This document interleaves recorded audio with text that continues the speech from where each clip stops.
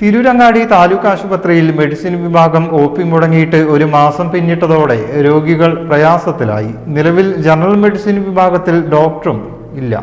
ആശുപത്രിയിലെ general medicine വിഭാഗത്തിൽ ഡോക്ടറില്ലാത്തതിനാൽ ആശുപത്രിയിലെത്തുന്ന രോഗികൾ ഏറെ പ്രയാസത്തിലാണ്. ജനറൽ മെഡിസിൻ വിഭാഗത്തിലുണ്ടായിരുന്ന ഡോക്ടർ സ്ഥലം മാറിപ്പോയിട്ട് ഒരു മാസത്തിലേറെയായി. പകരം ഡോക്ടർ എത്തിയിട്ടുമില്ല. ദിവസവും 2000-ലേറെ രോഗികൾ ആശ്രയിക്കുന്ന ആശുപത്രിയിൽ ഇതോടെ മെഡിസിൻ OP തന്നെ പ്രവർത്തിക്കുന്നില്ല.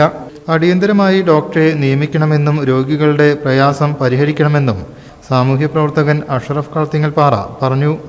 ജില്ലാ ഡെപ്യൂട്ടി മെഡിക്കൽ ഓഫീസർ ഡോക്ടർ ഷിബുലാലിനെ അദ്ദേഹം നിവേദനവും നൽകി. News bureau, Chemmad.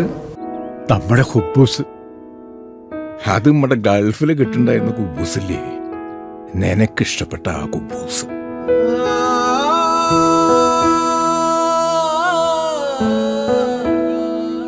പ്രവാസികൾക്ക് മാത്രല്ല, ഇപ്പൊ നാട്ടിൽ എല്ലാവർക്കും അൽദാൻ കുബൂസ് മാത്രം മതി.